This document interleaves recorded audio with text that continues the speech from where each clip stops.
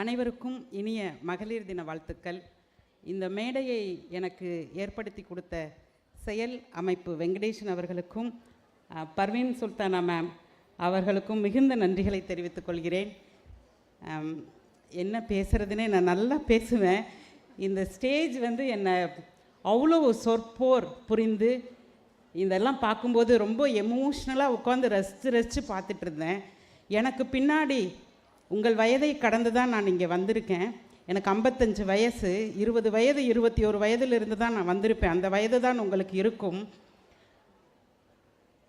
இந்த உருவத்தை பார்க்கும் பொழுது ஒரு காலில் சிலம்பு இருக்குது, ஒரு காலில் சிலம்பு இல்லை, கையில் நெருப்பு இருக்குது. கண்ணகியாக இருப்பாங்களோ அப்படின்னு எனக்கு தோணுது. நீதி கேட்டு ஒரு மன்னரையே போய் நடுநடுங்க வைத்த பெண் கண்ணகி. நீதி அரசர்கள் இங்கே இருக்கீங்க. உங்கள் அவையில் இருக்கிற உங்களுக்கும் மேடையில் வீட்டிருக்கும் அத்துணை பேச்சாளர்களுக்கும் ஒரு இளமையான ஒரு மேயர் இந்த அரசியல் துறைக்கு வந்தால் எவ்வளவு விமர்சனங்கள் இருக்கும், அதையும் தாங்கி ஒரு பெண்ணாக நீங்கள் ஜொலிச்சுக்கிட்டு இருக்கீங்கன்னா உண்மையிலேயே ஆணுக்குள்ளார இருக்கிற வீரம், தைரியம், துணிச்சல், கம்பீரம் பெண் உடம்பில் நான் பார்க்கிறேன். அம்மா, வணங்குகிறேன் உங்களை. யாரும் பேசா பொருளை பேச நான் துணிந்தேன், யாரும் கேட்கா வரத்தை கேட்க நான் துணிந்தேன்.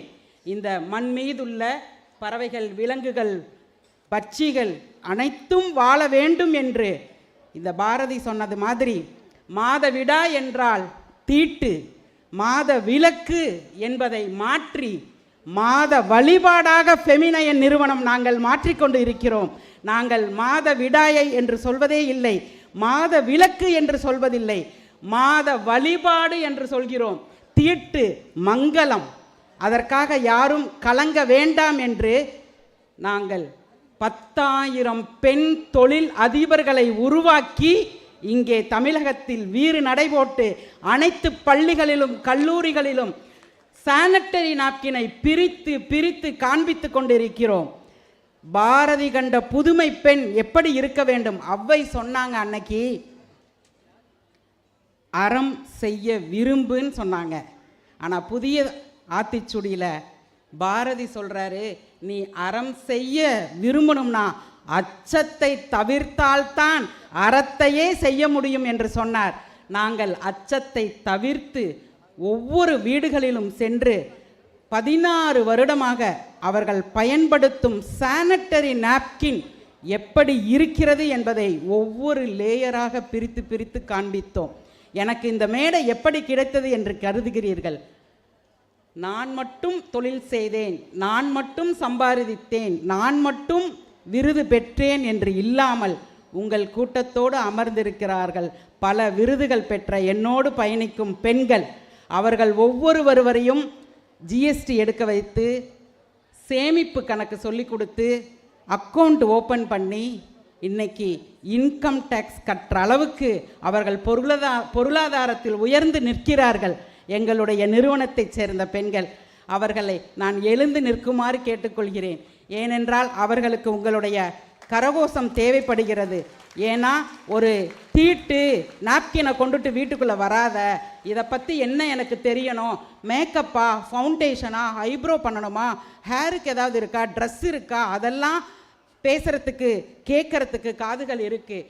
நாங்கள் ஒவ்வொரு நாப்கினிலையும் தண்ணியை ஊற்றி அதில் இங்கு, ரெட் கலர் இங்கை ஊற்றி, பீட்ரூட்டை ஜூஸ் ஆக்கி அதை ஊற்றி அதை நினச்சி காமிச்சு இது எப்படி இருக்குதுன்னு பாருங்கன்னு ஒவ்வொரு லேயராக காமிச்சிருக்கோம்.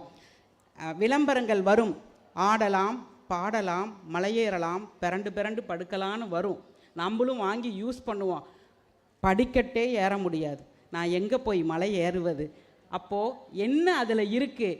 7 நாளில் சிகப்பாகலான்னு போடுறாங்களே, பிரசவத்துக்கு அம்மா வீட்டுக்கு போக வேண்டாம், இந்த பெயிண்ட் அடித்தா போதும்னு விளம்பரம் வருது. தாய்மை எப்பேற்பட்ட வரம்! பெயிண்ட் அடித்தா பிரசவத்துக்கு போக முடியாதா? 7 நாளில் சிகப்பு ஆகலையே நான், என்னோட கலர் என்கிட்ட தானே இருக்கும். அப்போ எப்படி சானிட்டரி நாப்கினை தேர்ந்தெடுப்பது? விளம்பரங்கள் கீழே கற்பனையேனும் போட்டுறாங்க. டிவி என்னது, கேபிள் காசு என்னது, என்னோட ஹாலு